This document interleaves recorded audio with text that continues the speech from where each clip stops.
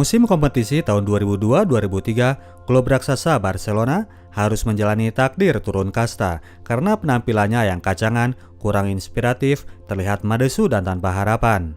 Skuad Louis van Gaal ini sampai pernah nangkring di zona relegasi segala. Joan Gaspar, sang presiden, bahkan sampai nggak mau ngaku kalau klub yang mainnya kudisan itu adalah klub yang sedang dia pimpin. Fans pun mengamuk karena merasa harga dirinya terusik. Muncullah kemudian seorang Joan Laporta yang diserahi tugas untuk menanggulangi krisis. Joan Laporta bertekad untuk melakukan gerakan revolusi, maka dari itu dia pun langsung memburu seorang pemain yang akan ia jadikan sebagai simbol dari revolusi itu. Di sebuah negeri dongeng yang bernama Paris, saat itu sedang terdapat seorang mas-mas yang dipandang dunia sebagai salah seorang pesepak bola tergacor di alam semesta. Seorang seniman bola yang baru saja menjuarai Piala Dunia, namanya adalah Ronaldinho.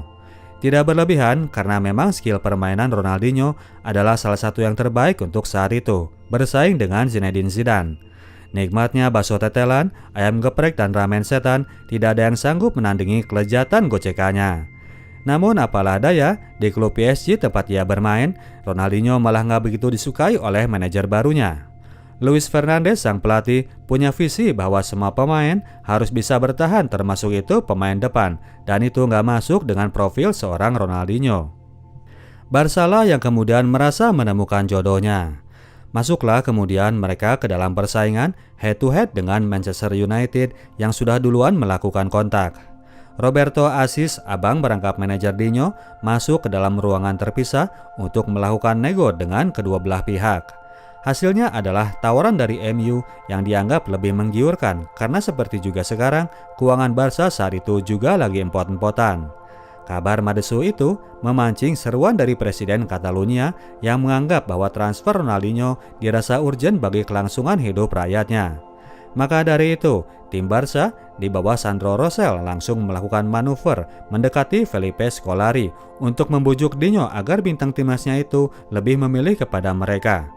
Ronaldinho sendiri yang lagi galau di PSG saat itu lebih membutuhkan tempat di mana ia akan dihargai sebagai dirinya sendiri apa adanya. Oleh karenanya, Dinho pun lebih mengikuti kata hati di atas gelimbangan harta rayuan MU. Ia pun datang ke Barcelona untuk bergabung dengan klub Katalan. Keputusan yang membuat Sir Alex dan Roy Keane jadi meradang. Mereka menganggap pemain ini nggak punya otak. Kedatangan pemain baru ini langsung disambut meriah oleh para fans layaknya seorang rockstar. Harapan baru telah tiba di kubu mereka. Kedatangan Ronaldinho ke Barca berbarengan dengan kedatangan seorang Frank Rijkaard sebagai manajer baru. Rijkaard tipikal manajer yang mampu menyelami kepribadian pemain. Ronaldinho yang aslinya pemalu ini bisa ia bangkitkan rasa pedenya. Tim Barca sendiri sangat antusias untuk memainkan debut Ronaldinho. Namun sayangnya jadwal pembuka La Liga bentrok dengan jadwal pertandingan timnas Brazil. Barca mengusulkan pemajuan jadwal pertandingan ke hari Selasa, namun ditolak oleh La Liga. Untuk mengakalinya, dilakukanlah pertandingan pembuka itu pada jam 12 malam lewat 5 menit, demi agar bisa memainkan Ronaldinho yang esok siangnya harus langsung cabut menuju Brazil. Ofisial Barca memberikan iming-iming jatah makan malam gratis bagi para supporter yang mau datang ke Camp Nou.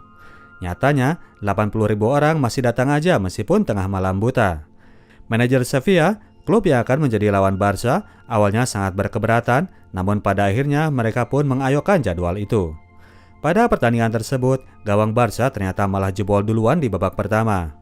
Lanjut pula dengan tawuran yang melibatkan Luis Enrique, sang pemain senior. Sudah riwe-riwe ngatur jadwal gila, mereka ternyata malah diambang keok dari Juan Antonio Reyes dan kawan-kawan. Sampai akhirnya pada babak kedua, Ronaldinho memberikan apa yang diharapkan oleh publik Katalan, sebuah gol yang spektakuler lewat gocekan yang memukau. Pertandingan memang hanya berakhir seri, tapi gol itu jadi seolah pembawa harapan bagi denyut nadi skuad Barca kemudian. Untuk itu sebelumnya kita akan balik dulu ke tahun 1985, jalan-jalan ke Porto Alegre, kampung halaman dari rockstar baru Barcelona ini. Lahir dari keluarga sederhana, Ronaldinho tumbuh di lingkungan penggila sepak bola. Ayahnya sering membawa Dinho main bola tiap minggu di lapangan desa. Orang dewasa main di lapangan yang bagus, anak-anak main di kebun sebelahnya. Namun di luar schedule itu, Ronaldinho kecil selalu akrab dengan bola sepak tiap harinya. Hobinya adalah juggling bolak-balik dengan rute dari rumah menuju bar tempat nongkrong ayahnya. Ronaldinho dari kecil memang sudah keranjingan bermain sepak bola, bukan mau body shaming, tapi sepupu-sepupunya pun melihat ciri dari giginya, kalau tonggosnya itu mulai menonjol, anak ini pasti bikin gol. Ronaldinho dimasukkan ke klub akademi Gremio pada umur 7 tahun, menyusul Roberto yang sudah duluan masuk sebelumnya. Roberto yang lebih dikenal dengan panggilan Asis saat itu menjadi rising star di Gremio. Umur 16 tahun, dia sudah dikasih kontrak profesional. Dari Gremio, Asis dan keluarga diberikan satu rumah di lingkungan kompleks yang lumayan luas. Pindahlah keluarga sederhana ini ke rumah baru tersebut. Tahun berikutnya di umur 17 tahun, Asis sudah menjadi bintang utama timnya. Suatu hari Roberto Asis pulang selepas pertandingan untuk merayakan hari ulang tahun. Ketemu dengan ayahnya di halaman yang bangga melihat Roberto sudah sukses, dia memberi pesan bahwa selanjutnya tugas mereka adalah untuk mensukseskan si bungsu Ronaldinho. Keluarga besar mereka hadir dalam acara itu. Suasana pun semarak, mereka sibuk masing-masing sampai akhirnya Roberto merasa bahwa ayahnya nggak kelihatan. Beberapa saat kemudian, ayahnya itu ditemukan lagi mengambang di kolam renang samping rumah. Joao Asis terkena serangan jantung saat sedang berendam sendiri di kolam renang kebanggaan keluarga. Selepas kepergian ayahnya, Roberto turun untuk menggantikan peran Joao untuk menjadi ayah bagi Ronaldinho.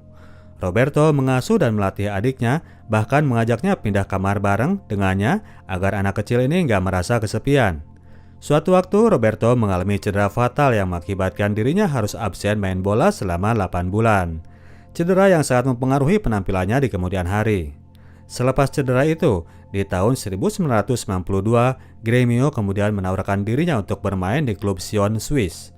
Mendapatkan peluang untuk punya gaji yang lebih besar untuk menjamin hidup keluarga besarnya, Roberto pun menerima tawaran tersebut. Sosok ayah yang hilang dari seorang Roberto kemudian tergantikan oleh seorang om-om yang bernama Augusto Bandiera. Si om ini adalah seorang pemilik klub futsal. Suatu hari, dia mendengar dari seorang anak asuhnya bahwa ada seorang bocah yang beneran jago main bola. Bocah yang bernama Ronaldinho itu kemudian diajak gabung dan dijadikan sebagai pemain cadangan. Ketika diturunkan, Ronaldinho membuat sebuah gol yang membuat Eduardo marah-marah kepada pelatihnya. Pemain sebagus itu malah jadi pemain cadangan. Jadilah Ronaldinho kemudian ditampung di klub tersebut untuk selanjutnya diangkat menjadi anak asuh oleh Eduardo bersama dengan bocah-bocah lain pemain futsal klub miliknya. Akan halnya Ronaldinho sendiri, dia mengikuti jejak sang kakak jadi pemain Gremio dan turun menjadi pro pada tahun 1997 di usia ke-17 tahun. Seperti juga kakaknya, Ronaldinho berkembang menjadi superstar Gremio di usia tersebut. Usia 19 tahun, dia pertama kali dipanggil ke timnas Brazil. Satu gol cantik dia bikin dalam debutnya tersebut. Gol yang terus diputar ulang oleh emaknya di kampung. Dengan gaya permainannya yang Brazil abis, Ronaldinho mulai menjadi kesayangan publik Brazil. Gaya yang dulu dibawa oleh Pele dan Garrincha, yang terakhir ini bahkan sering mengeksploitir gaya itu untuk mempermainkan lawan. Namun lain halnya dengan Ronaldinho, pemain ini menggunakan gaya akrobatnya tidak untuk mempermalukan lawan, namun hanya dirasa perlu. Tahun 2001, Ronaldinho menghadapi waktu berakhirnya kontrak bersama Gremio. Roberto langsung gercep mencarikan klub baru bagi adiknya. Sang kakak yang sudah duluan ada pengalaman main di Eropa, pastinya membidik target klub benua biru. Sempat hendak gabung dengan Arsenal sebelum terhalang visa izin kerja, Ronaldinho akhirnya bergabung ke Paris. Kepindahan yang membuat geram pihak Gremio karena mereka belum merasa melepas Ronaldinho. Pemain kesayangan pun kini berubah menjadi musuh masyarakat. Ronaldinho dianggap mata duitan, dia pun dihujat, ibunya pun dihinakan. Proses akhir harus diselesaikan di pengadilan, namun karena peraturan FIFA lebih berpihak ke pemain, akhirnya Ronaldinho dinyatakan resmi sebagai pemain PSG. Ronaldinho sendiri sebetulnya merasa nggak enak dengan kasus itu. Dia sudah menganggap Gremio sebagai rumah, selain juga karena klub ini adalah klub kebanggaan ayahnya. Namun apa mau dikata, show must go on. Oke, balik guys ke musim pertama Ronaldinho di Barcelona. Meskipun kini mereka sudah mulai memiliki percikan lewat Ronaldinho, namun hasil keseluruhan tim saat itu masih tetap jeblok. Gelombang protes langsung timbul. Joan Laporta diserang diminta memecat Frank Rijkaard. Para supporter pun gak segan melakukan vandalisme terhadap rumah Laporta dan mencekiknya ketika presiden itu baru keluar dari rumah. Hal itu kemudian diperparah dengan cedera hamstring Ronaldinho, justru di saat tim ini sudah mulai mendapatkan hasil yang baik. Momen tersebut bertepatan dengan jadwal El Clasico melawan Real Madrid. El Galactico sendiri saat itu tampil dengan full tim. Datang ke Camp Nou untuk melakukan penjajahan dan mereka berhasil menindas tim tuan rumah dengan skor 2-0. Dua gol yang dihasilkan oleh dua teman Ronaldinho sendiri di timnas Brazil, yaitu Roberto Carlos dan Ronaldo Plantos. Barca pun makin amblas, turun ke posisi 13 di La Liga. 6 minggu kemudian, Ronaldinho mulai pulih dari cedera dan kembali diturunkan. Percikan itu kembali tampak di tim Barca, namun masih belum cukup untuk mendongkrak permainan tim. Tim Katalan masih berkutat di peringkat bawah. Frank Rijkaard memikirkan solusi. Dia meyakini bahwa pemain seperti Ronaldinho tidak bisa kalau harus menerima tanggung jawab defense. Potensinya yang utama adalah serangan. Untuk itu sekalian saja Rijkaard memberikan Ronaldinho posisi free roll.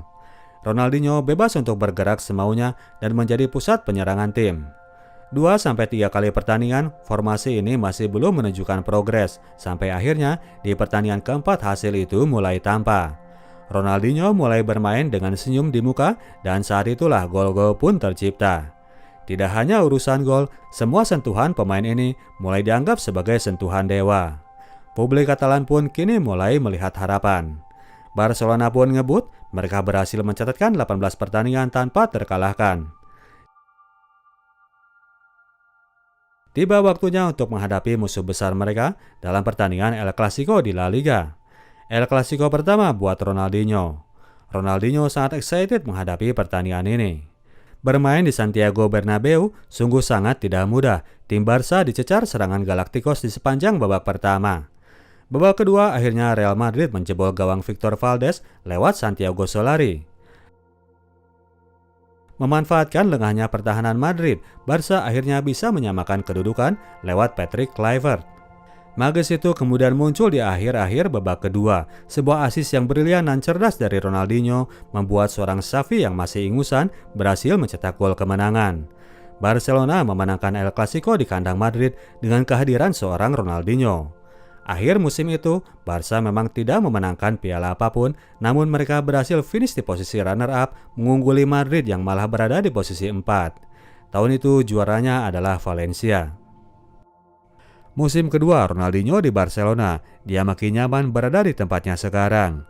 Hubungan dengan teman satu tim sangat asik, oleh karenanya di luar masalah tugas, Dinho pun masih bisa hidup senang. Di kota ini pula Ronaldinho menemukan jodoh, Janaina Mendes, seorang dancer di acara televisi. Keduanya menjalin hubungan di luar nikah dan berojolah seorang anak lelaki yang dinamakan Joao, seperti nama ayah Ronaldinho. Klub ini kemudian menambah pemain baru yang menjadi pelengkap dari keberadaan Ronaldinho, Deco dan Samuel Eto'o. Permainan tim makin solid, Barca berada di puncak klasemen sejak awal musim kompetisi, namun yang tetap jadi hitungan adalah pertandingan El Clasico.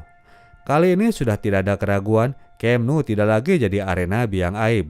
Dengan mantap, Real Madrid mereka hajar 3-0. Sepanjang musim itu, Ronaldinho tampil layaknya seorang mega bintang. Apapun hasil sentuhannya selalu menarik untuk disimak. Tidak itu gol, namun juga assist, cara ngambil free kick, no look pass, dan trik-trik lainnya. Ronaldinho membawa lagi style jingga ke permukaan dunia. Satu golnya ke gawang Chelsea adalah one of a kind. Peter Cech, kiper terbaik dunia saat itu, dibikin melongo tanpa bisa bereaksi. Semua orang dibuat tersepona dengan gol tersebut. Dikurung oleh beberapa pemain, namun ia masih menemukan celah untuk melepas tendangan ke arah gawang. Saat itu ada seorang pemain Barcelona B yang direkomend Sandro Rosell agar dilirik oleh Frank Rijkaard. Anak itu pun dipanggil dan disuruh latihan bareng bersama tim senior. Ketika melihat permainan anak itu, Ronaldinho langsung berkomentar bahwa bocah ini sudah layak untuk main bersama mereka. Si bocah ini adalah Lionel Messi. Masuklah bocah itu ke tim senior, di mana di sana Ronaldinho lah yang mengasuhnya, seperti yang dulu dilakukan oleh seorang Roberto kepada dirinya, menjadi teman sekaligus pelatih. Ronaldinho bahkan sampai menyisirkan rambut Messi yang kelewat pemalu ini. Sebelum pertandingan debutnya, Ronaldinho sempat bilang kepada Messi, "Lu bakal bikin gol di pertandingan nanti." Ketika Messi dimasukkan di babak kedua, Dinho memang berusaha mewujudkannya. Percobaan pertama, golnya masih dianulir karena offside. Percobaan kedua, dengan gaya melepas umpan yang sama, Ronaldinho memberikan assist ke Messi dan kali ini gol pun gak dianulir lagi. Lionel Messi mencetak gol pada pertandingan debutnya dengan bantuan sang mentor. Di akhir musim, Real Madrid ternyata memberikan persaingan yang ketat dan berhasil menempel Barca di peringkat kedua. Pertandingan away melawan Valencia berhasil mereka menangkan untuk kembali memperbesar keunggulan angka dari rivalnya. Pertandingan yang bisa menjadi penentu adalah pertandingan berikutnya di kandang Levante. Barca tampil tanpa celah untuk memenangkan pertandingan dan memastikan gelar juara La Liga. Setelah selama 6 tahun mereka puasa gelar, malam itu semuanya mereka bayar kontan. Euforia dengan kejayaan memasuki musim ketiga, Ronaldinho malah makin serius menggelar pesta-pesta. Gaya hidupnya yang dari awal memang senang bersenang-senang, makin sini malah makin sering dilakukan. Efeknya, Joanina pun jadi gak betah hidup bersama Dinho. Mahmud ini lebih memilih untuk mencari lingkungan yang kondusif untuk membesarkan seorang anak. Ia memilih pisah dari Ronaldinho. Pihak klub gak bisa banyak komplain karena Dinho sendiri ternyata malah makin gila saja permainannya. Semakin keras bek musuh menghadang, semakin gila juga Dinho menggoreng bola. Ronaldinho banyak melakukan aksi yang menjadi momen masterclass, seperti memberikan assist dengan punggung. Tidak ada pemain yang pernah melakukannya. Pertandingan El Clasico di Bernabeu malah menjadi showcase kejayaan Ronaldinho. 2 kali dia mencetak gol yang dimulai dengan soloran dari tengah lapangan. Saking sadisnya penampilan Ronaldinho di malam itu, fans Madrid sampai berdiri memberikan aplaus terhadap pemain lawan. Semuanya harus bisa mengakui bahwa Ronaldinho adalah seorang dewa di tahun tersebut. Fans Madrid sedang menyaksikan seorang ikon sepak bola dunia sedang menorehkan kejayaannya. Ronaldinho tidak hanya didaulat menjadi ambasador berbagai produk, dia pun dipilih PBB untuk menjadi salah satu ambasador mereka. Pele dan Maradona memberikan pujiannya. Gelar pemain terbaik FIFA auto disematkan kepada Ronaldinho Gaucho, berikut juga dengan piala Ballon d'Or. Barcelona tidak tertahankan di tahun itu. Dengan nyaman, gelar juara La Liga berhasil mereka pertahankan. Gelar La Liga mereka lengkapi pula dengan gelar Liga Champions tahun 2006. Di final, mereka mencita klubnya Thierry Henry di Stadion Stade de France. Seluruh fans meneriakan nama Ronaldinho. Semua hal lagi berjalan baik, momen yang paling pas sebagai modal bertanding di Piala Dunia. Penyelenggaraan Piala Dunia tahun itu akan dilakukan di negara Jerman. Brazil sedang memiliki segudang materi pemain top. Selain Ronaldinho, mereka masih punya Kaká, Adriano, Robinho, Juninho Pernambucano, selain juga dari veteran 2002 seperti Ronaldo, Cafu, dan Roberto Carlos. Tanpa perdebatan, Brasil menjadi favorit kuat untuk menjadi juara. Babak penyisihan sampai per-8 final mereka lalui dengan mulus dengan 100% kemenangan. Di babak perempat final, mereka harus berhadapan dengan Prancis yang masih diperkuat dengan para veteran juara Piala Dunia tahun 1998. Menghadapi tim Brazil yang tampil full force dalam hal penyerangan, tim Prancis yang lebih pengalaman ini menyikapi pertandingan dengan bijak. Mereka bertahan dengan baik dan membiarkan pemain Brazil merasakan frustasi yang teramat dalam. Babak pertama yang tanpa gol membuat Brazil makin ngotot untuk menyerang di babak kedua. Duet Patrick Vieira dan Claude Makélélé berhasil meredam Dinho di lapangan tengah. Sebuah free kick didapatkan tim Prancis dan bola itu dilepas Zinedine Zidane kepada Thierry Henry yang sama sekali tidak dijaga. Entah apa yang ada di pikiran para pemain Brazil, pemain sekelas Henry dibiarkan sendiri tanpa ada yang mendampingi. Skor 1-0 dan bertahan hingga pertandingan usai, Brazil terlempar dari persaingan juara di babak perempat final. Para supporter menimpakan kekalahan itu dengan menyalahkan Ronaldinho. Pemain yang awalnya dipuja-puji ketika kalah langsung dicaci maki. Patung Ronaldinho di Brazil habis dibakar oleh mereka. Respon publik itu sangat membuat down jiwa seorang Ronaldinho. Masuk ke musim keempat di Barcelona, awalnya terlihat biasa saja. Barca sedang dalam kondisi jaya-jayanya. Mereka sangat optimis menghadapi musim kompetisi tahun tersebut. Laga El Clasico dilangsungkan di awal liga yang menjadi ujian sesungguhnya buat tim Barca. Pertahanan Barca berhasil dibobol tim Galacticos dan Ronaldinho tidak berhasil lepas dari tekanan. Barcelona tidak berdaya dihajar rival abadi. Mulailah terlihat bahwa Ronaldinho sudah tidak bertanding dengan senyuman. Sisa kompetisi dijalani Barca aut-autan ketika mega bintangnya tidak enjoy bertanding di lapangan. Ronaldinho tipikal orang yang mementingkan kesenangan di atas segalanya. Jadi ketika dia merasa tidak bisa bikin fans bahagia, sangat sulit untuk membuatnya bisa mengeluarkan semua sihirnya. Masalahnya di luar sendiri, tekanan itu malah makin deras mendera Dinho. Tidak itu fans, tapi juga media. Mereka tetap menuntut Ronaldinho menjadi dewa seperti sebelumnya. Ronaldinho bukan tipikal orang yang suka curcol. Dia lebih memilih berdiam diri ketimbang merengek untuk minta dukungan. Sementara di rumah besarnya yang ia tinggali, Ronaldinho yang sudah ditinggal anak istri, kini tinggal menyendiri. Sang mega bintang masuk ke fase depresi yang sangat sulit ia tanggulangi sendiri. Pertandingan El Clasico yang kedua untuk musim itu akan menjadi sebuah penentu. Barca yang lagi morat-marit dalam hal performa, 2 kali tertinggal di babak pertama dan 2 kali juga mereka dikembalikan dalam permainan oleh sang bocah ajaib Lionel Messi. Babak kedua pertandingan masih berjalan seru, Real Madrid kembali berhasil unggul lewat sundulan Sergio Ramos. Ronaldinho meskipun struggling sepanjang pertandingan, namun ia tetap berusaha dan di menit akhir, Dinho menemukan jalannya ketika umpan terupas cantik yang ia lepas nyampe ke Lionel Messi yang berakhir dengan gol. Sang bocah berhasil membuat hat-trick untuk menandai kemunculannya di ranah La Liga dan di hati para supporter. Highlight itu kini mulai pindah ke Lionel Messi dan Ronaldinho malah makin terpuruk ketika di pertandingan berikut ia dikartu merahkan oleh wasit karena dituduh hendak menendang pencegalnya. Kekerasan dan kartu dari wasit bukan tipikal seorang Ronaldinho dan ketika hal itu terjadi, ia sangat sulit untuk menerimanya. Tahun itu menjelang tahun terakhir dari masa kontrak Ronaldinho di Barca dan pihak Barca jadi sama sekali tidak mau berpikiran untuk memberikan kesempatan kedua kepada seorang pemain yang telah membangkitkan klub besar ini dari keterpurukan. Joan Laporta didesak agar ingkar janji untuk tidak meneruskan kontrak kepada Ronaldinho. Info itu muncul dari Juanjo Castillo, orang dalam dari Barca sendiri. Joan Laporta langsung bilang ke Dinho bahwa ia dalam tekanan untuk tidak lagi memberikan kontrak perpanjangan dan dijawab Ronaldinho dengan tekad bahwa ia berniat mengembalikan performanya. Ronaldinho masih menolak untuk hengkang. Maka di tahun kelima itu, Barca mulai melakukan apa yang pernah dilakukan oleh board Barcelona terhadap Maradona beberapa tahun sebelumnya, memainkan media untuk mengungkap borok pemain yang sedang ingin mereka singkirkan. Kehidupan malam Ronaldinho yang awalnya nggak begitu dihiraukan, kini mulai banyak diumbar dan bahkan sering dilebih-lebihkan. Hal itu berlangsung konstan sepanjang musim. Pihak board menggunakan media untuk mempengaruhi opini publik. Ronaldinho sang pahlawan ini mulai dijadikan sebagai kambing hitam. Oleh karenanya, Dinho sendiri jadi nggak betah lagi berada di klubnya karena merasa nggak dihargai. Suatu momen ia telah datang ke sesi latihan dan Laporta menggunakan momen itu untuk mempengaruhi Frank Rijkaard agar menghukum Ronaldinho.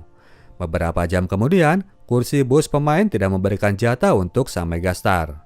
Sang pahlawan yang terlupakan menjadikan pesta-pesta sebagai kompensasi rasa frustasi dan dirinya makin gak dapat tempat di dalam tim. Tanpa Dinho, MU pun dengan leluasa melumat Barca untuk maju ke babak final Liga Champions di tahun 2007, melengkapi derita tim Katalan di tahun itu. Tahun berikutnya, Frank Rijkaard didepak dan muncullah seorang Josep Guardiola sebagai manajer baru Barcelona. Ketika ditanya oleh wartawan, Pep memberi sinyal bahwa ia tidak ada niatan untuk membawa Ronaldinho dalam rencana panjangnya. Rapat internal klub memutuskan bahwa mereka akan menjual Ronaldinho di tahun itu. Joan Laporta melaporkan kabar tersebut langsung kepada Lionel Messi, pemain yang akan sangat kehilangan Ronaldinho dan pemain yang akan diserahi tongkat estafet sebagai tukang sihir permainan tim. Kedua pemain ini pun bertemu. Dinho memberi pesan bahwa ia sangat ingin memberikan jersinya untuk diteruskan oleh Messi. Jersey nomor 10 andalan tim. Silvio Berlusconi merespon kondisi ruwet di Barca untuk menarik Ronaldinho ke kota Milan. Beberapa hari kemudian, terjadilah pertemuan itu untuk menyepakati transfer tersebut dan Ronaldinho tahun tersebut terpaksa pindah ke rumah baru. Senyuman memang mulai hadir saat ia diperkenalkan kepada publik Milanisti, meskipun sebetulnya hati Ronaldinho masih tetap untuk Barcelona. Di klub AC Milan, Ronaldinho bertahan selama 3 musim sampai tahun 2011 dan berhasil mempersembahkan Scudetto pada tahun 2010. Setelah berkelana di beberapa klub Brasil, tahun 2015 ia pun berhenti menjadi pemain pro untuk menjalani masa pensiun.